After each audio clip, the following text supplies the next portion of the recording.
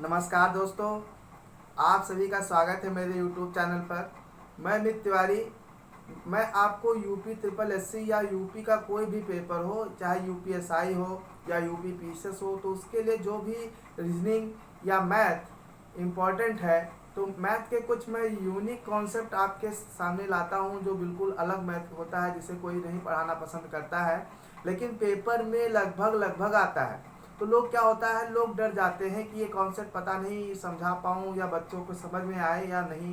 तो ऐसा कुछ नहीं दोस्तों, कोई भी ऐसी चीज़ बनी नहीं है कि वो बच्चों के समझ में ना आए। कोई चीज़ बनी है तो बच्चों के समझने के लिए ही बनी है। तो मैं आपको बहुत ही अच्छे से समझाऊंगा। आज का जो टॉपिक है वो है समुच्चय, सेट्स। ये देखिए, इंटर में होता है तो मैक्सिमम लोग बस देख कर इसे डर जाते हैं, उनके मन में डर बैठ जाता है, क्योंकि इसमें कई गणित के चिन्ह होते हैं जिस चिन्ह को वो समझ नहीं पाते कि इसका मतलब होता क्या। तो सोचते हैं कि ये मेरे समझ में नहीं आने वाला। हालांकि समुच्चय इतना ज़्यादा आसान होता है कि आप जो भी मैथमेटिक्स पढ़ रहे हैं, चाहे जो भी आप पूरे अर्थमेटिक का जितना चैप्टर पढ़ रहे हैं, उसमें सबसे आसान होता है। आप जितना जल्दी जीएस से नंबर ले सकते हैं, उतने ही जल्दी उतने ही स्पीड से आप समुच्चय का कोई भी क्वेश्चन लगाकर आप नंबर पा सकते हैं। तो आइए स्टार्ट करते हैं, देखते हैं कैसे क्वेश्चंस को लगाना है, कैसे समझना है। सबसे पहले समुच्चय होता क्या है, सेट्स क्या होता है। तो दोस्तों, एक ही प्रकार की वस्तु हो कोई या अंक हो, उनका जो समुच्चय होता है, मतलब सुव्यवस्थित तरीके से, सुस्पष्ट तरीके से दिया हो। जैसे मान लेता हूँ कि कोई स्कूल है, तो क्लास 1 के बच्चों को इकट्ठा बैठा दिया गया, तो क्लास 1 के बच्चों का एक समूह हो गया। अब मैं क्या करूं, क्लास 1 के बच्चे में लाऊं, क्लास 10 का कोई बच्चा बैठा देता हूं, तो वो समूह सुव्यवस्थित तरीके से नहीं हुआ। जैसे मान लेता हूं कि भारत के क्रिकेट टीम के 11 खिलाड़ी का नाम लिख दिया जाए, उसमें एक मेसी का नाम दे दिया जाए जो कि फुटबॉल खिलाड़ी हैं, तो क्या हो गया, वो सुव्यवस्थित तरीके से नहीं हुआ। तो एक ही प्रकार के तत्व का जो समुच्चय होता है वो सेट होता है, सुव्यवस्थित तरीके से लिखा जाता है। तो देखिए, सबसे पहले ध्यान से देखते हैं। जैसे मैंने, आप देखेंगे कि यहाँ पर ऐसे x लिखा होगा और उसके बाद ये चिन्ह बनकर और n लिख गया दोस्तों। तो n का मतलब क्या है, इसका मतलब क्या है, मतलब x बिलोंग टू n। ये बिलोंग मतलब x n के अंदर सम्मिलित है, और n होता है एक प्राकृतिक संख्या। n क्या होता है, नेचुरल नंबर होता है। n होता है प्राकृतिक संख्या, और प्राकृतिक संख्या का जो समुच्चय है, देखिए इसको हमेशा ब्रैकेट्स में लिखा जाता है, इसको मंझला ब्रैकेट कहते हैं। 1 2 3 4 5, तो ये हमेशा 1 से शुरू होता है। तो दोस्तों, इसका मतलब वो ये होता है कि जो कोई भी चीज़ें हैं वो इसमें बिलोंग करती हैं, इसमें उपस्थित हैं। तो जैसे अब हमें ये चीज़ें समझ में आ गई। अब देखो, जैसे मुझे सेट ए लिखना है, मान लेता हूँ कि ए सेट लिखना है, तो वो लिखा हुआ है 1 2 3 4, ऐसे लिखा हुआ है 1 2 3 4।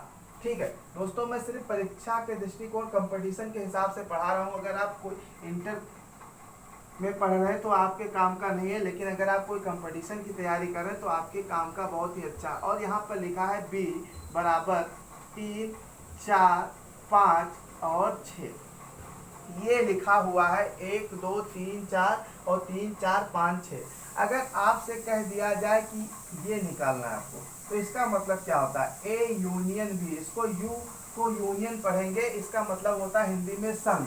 तो ए यूनियन बी क्या होता है, जैसे हमने अर्थमेटिक में लासा पढ़ा था, बिल्कुल वैसे ही मिलता जुलता एलसीएम जैसा इसका कॉन्सेप्ट है। मैंने आपको बताया ना कि मैं आपको बहुत सरल तरीके से पढ़ाने वाला हूँ। जैसे मैंने लिख दिया 12 और मैंने लिख दिया 16, और 12 का फैक्टर मैं तोड़ूंगा तो 2 दूनी 4 3 12 हो जाएगा, और 16 लिखना है तो 2 दूनी 4 दूनी 8 दूनी 16 मैंने लिख दिया। अब इनका मुझे एलसीएम निकालना है, इनका मुझे लासा निकालना है। तो हम इसका लासा कैसे निकालेंगे दोस्तों, ध्यान से देखिए। लासा का मतलब क्या हुआ कि जैसे 16 के 4 बार 2 है, तो हमने 4 बार 2 लिख दिया। अब देखो, इसका जो 2 बार 2 था, इसी 4 वाले 2 में आ गया, लेकिन इसका 3 इसमें नहीं है, तो इसको इसमें सम्मिलित कर लेंगे। तो इनका एलसीएम ये हो गया। मतलब क्या कि कोई भी नंबर 2 बार रिपीट नहीं हुई, और पूरा जो इसमें था और इसमें था, दोनों इसमें कंप्लीट आ गया, तो हो गया एलसीएम। ऐसे ही जब हमें ए यूनियन बी निकालना होगा तो ए यूनियन बी हम कैसे निकालेंगे, हम एक ऐसा सेट बनाएंगे जैसे हमने लिख दिया 1 2 3 4, ए वाला लिख दिया 1 2 3 4। अब देखते हैं बी में भी 3 4 5 6, तो 3 4 आ चुका तो उसे हमें नहीं लिखना, हमने इसे लिख देना है 5 और 6। बस ये हमारा ए यूनियन बी हो गया। अब दोस्तों आपको समझना है यूपीएसआई के पेपर में आया हुआ है, तो अगर ये एन ए यूनियन बी लिखा है तो इसका मतलब क्या लिखा है होता है, तो इसका मतलब होता है कि इसमें कुल कितने नंबर हैं, तो इसमें 6 नंबर हैं। तो एन ए यूनियन बी अगर पूछा जाए तो इसका मतलब होगा कि इसमें कितने नंबर हैं, तो 6। तो उम्मीद करता हूं आपको ए यूनियन बी समझ में आ गया है। अब आपसे पूछा जाएगा कि ए इंटरसेक्शन बी क्या होता है। ए इंटरसेक्शन बी ऐसा अगर चिन्ह बना हुआ है तो उसको इंटरसेक्शन कहते हैं। तो ए इंटरसेक्शन बी क्या होता है, इसको हिंदी में सर्वनिष्ठ कहा जाता है, तो इंग्लिश आसान है। तो इसका कॉन्सेप्ट बिल्कुल मासा के जैसा होता है, एचसीएफ की जैसा इसका कॉन्सेप्ट होता है। जैसे 12 लिखा है, 12 को फैक्टर में तोड़ दो, 2 दूनी 4 3 12, और 16 लिखा है, 2 दूनी 4 दूनी 8 दूनी 16। अब आप क्या करते हैं, एचसीएफ क्या निकालते हैं, दोनों का जो फैक्टर कॉमन है, जैसे इसमें 2 2 2 बार है, इसमें भी ये मिल चुका है, तो हमने इसका एचसीएफ लिख दिया। अब ये 3 यहाँ नहीं है, ये 2 यहाँ नहीं, तो नहीं लिखना। तो ऐसे ही दोनों में जो कॉमन हो, दोनों में जो क्या हो कॉमन हो, उसको कहते हैं ए इंटरसेक्शन बी। तो ए इंटरसेक्शन बी आपको निकालना है, तो दोनों में कॉमन क्या है 3 4, तो हम उसको निकाल देंगे 3, 4। ये इसका सेट तैयार हो गया। अब दोस्तों अगर पूछा जाए कि एन ए इंटरसेक्शन बी बराबर क्या होगा, तो दोस्तों अब इसमें कितनी संख्याएं हैं 2, तो इसको लिख देना है कि ये 2 के बराबर होगा। तो ये बातें आपके समझ में आ गई होंगी, बहुत ही आसान था। देखिए दोस्तों आप कॉपी पेन लेकर जरूर बैठिए और जो चीज़ मैं बता रहा हूँ उसको लिखते रहिए, बहुत ही इंपॉर्टेंट है, क्योंकि आगे मैं पूरा यूपीएसआई के प्रीवियस ईयर में जितने भी क्वेश्चन आए मैं उसको सॉल्व करवाऊंगा, तो आपको ये काम आएगा। दोस्तों ये चकबंदी लेखपाल या लेखपाल के भी पेपर में आ सकता है, यूपी के किसी भी पेपर में आ सकता है ये, ठीक है। बस हाँ एसएससी में नहीं आएगा, बैंक में नहीं आएगा, लेकिन यूपी के अंदर कोई भी पेपर होगा उसमें ये आ सकता है। आगे चलते हैं, देखते हैं आगे आगे क्या समझना है हमें दोस्तों। अब हम मान लेते हैं कि कोई एक सेट है, जैसे हमने मान लिया कि यहाँ पर हमें मान लेते हैं कि ये निकालना है, हमें रिलेशन बताना है। मान लेता हूँ कि एक रिलेशन होता है यूनियन के बीच, relation between union and intersection और यूनियन के बीच में, मतलब इसके और इसके बीच में जो रिलेशन होता है वो कैसे निकाला जाता है। तो दोस्तों एक फार्मूला देखिए बहुत आसान है। अगर लिखा गया है कि ए यूनियन बी बराबर, आपका फार्मूला होता है A set B minus A intersection B, ये होता है। अगर आप ए इंटरसेक्शन बी इधर ले आओ, ए इंटरसेक्शन बी इधर ले आओ, तो ये हो जाएगा A B minus A union B. तो इसको ऐसे भी आप बना सकते हैं। अगर ये मान लेता हूं कि n के साथ निकल कर आ जाए टोटल नंबर, तो हम ऐसे लिख देंगे एन ए एन बी, ये अपना ये अगला फार्मूला तैयार हो गया। तो ये बहुत ही आसान होता है इसको समझना। अभी देखिए इस पर यूपीएसआई में क्वेश्चन आया हुआ है, तो वो मैं आपको बताऊंगा, बहुत आसान तरीके से आप समझेंगे। पहले एक शब्द और समझ लेते हैं, फिर एक यूपीएसआई का क्वेश्चन तुरंत इस पे लगाते हैं। एक शब्द आपको समझना है, उपसमुच्चय क्या होता है, उपसमुच्चय क्या होता है, सबसेट क्या होता है। सबसेट आपको समझना है, यानी कि उपसमुच्चय क्या होता है, उपसमुच्चय। तो दोस्तों इसको देखिए बहुत ही आसान है।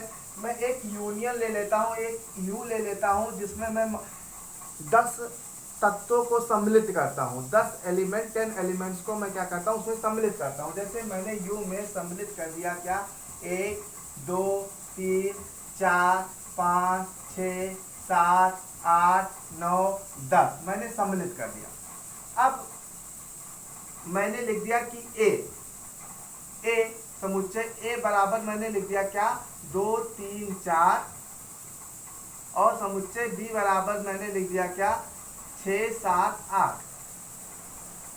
ठीक है, मैंने लिख दिया सी बराबर 1 लिख दिया और डी बराबर मैंने क्या लिख दिया 9 10 लिख दिया। तो दोस्तों देखो जो यूनियन है यू वो ये क्या है 2 3 4 5 ये सब मिला दिया जाए तो ये पूरा यूनियन बन गया है।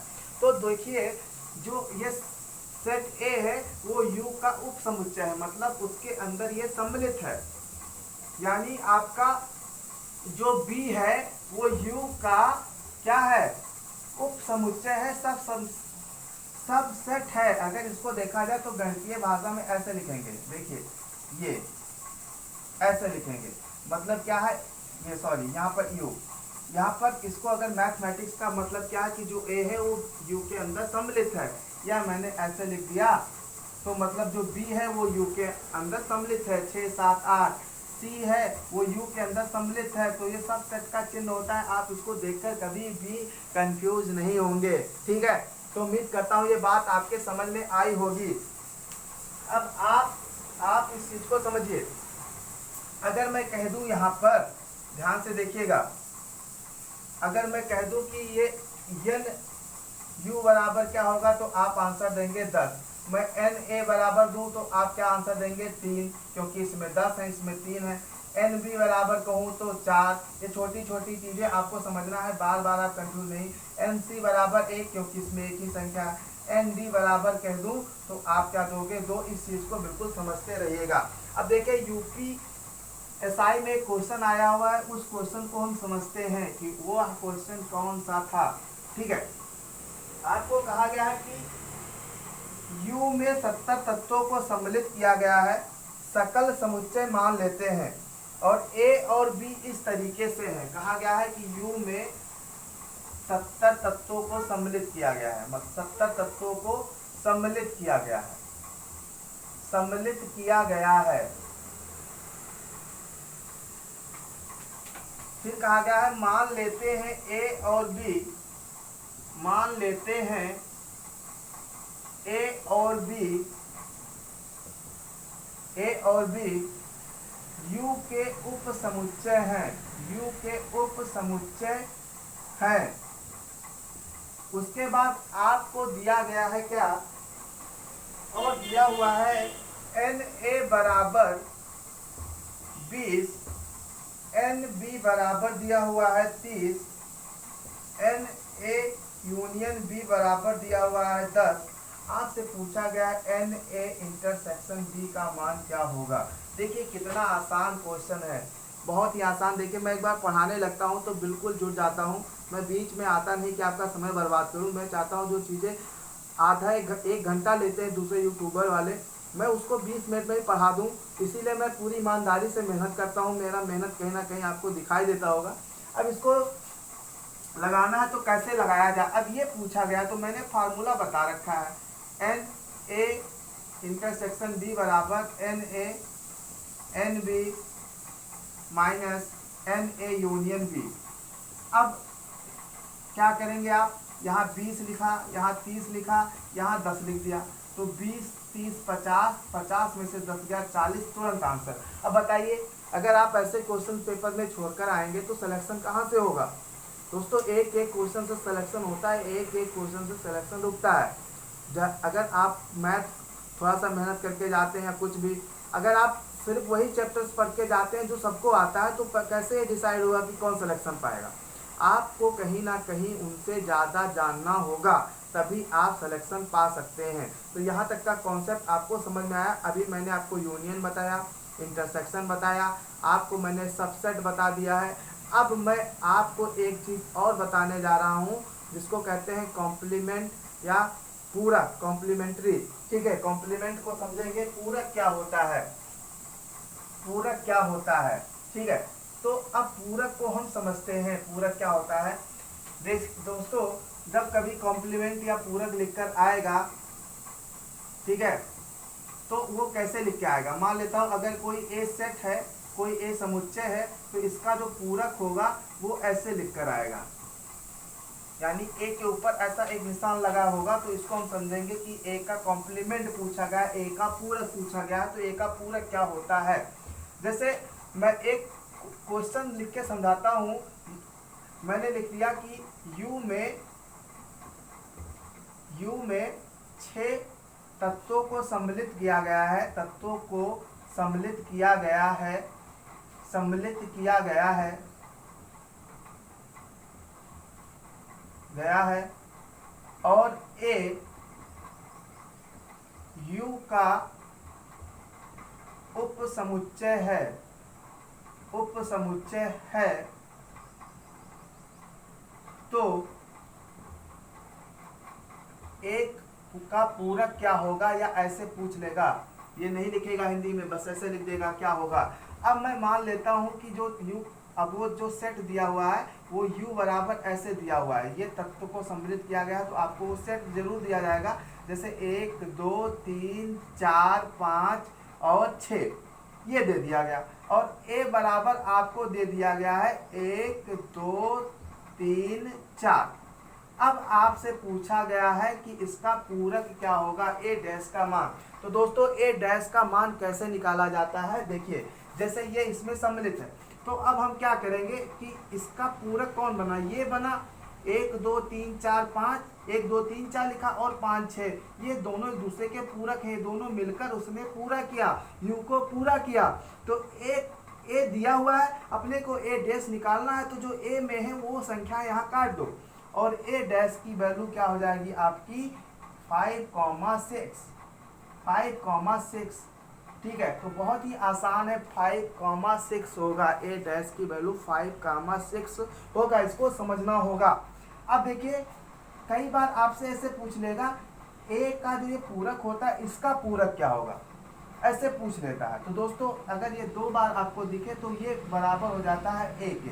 अब ऐसा क्यों है समझो, ये कहा गया कि ए के पूरक को मैंने बताया कि ए होता है, तो ये क्यों होता है। अब मान लीजिए ये दिया हुआ है, अब इसका पूरक पूछा गया है, ध्यान से देखिए इसका पूरक पूछा गया है, इसका पूरक पूछा गया है, तो आप क्या करेंगे, इसका पूरक कैसे निकालेंगे, इसका पूरक कैसे निकालेंगे। जैसे यहाँ पर u दिया हुआ है यूनियन में, अब जो ये दिया है इसको काट दो, जो बचा वो इसका पूरक हो जाएगा। तो इसका बचा हुआ क्या है 1 2 3 4, और जो ये बचा था ये क्या था, ए ही था ना, तो इसको भी आप ऐसे निकाल सकते हैं।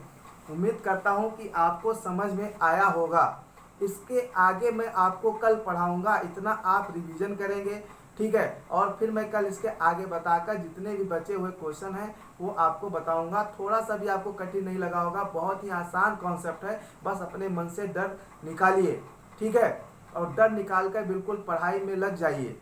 चलिए फिर मिलते हैं नेक्स्ट वीडियो में, थैंक यू।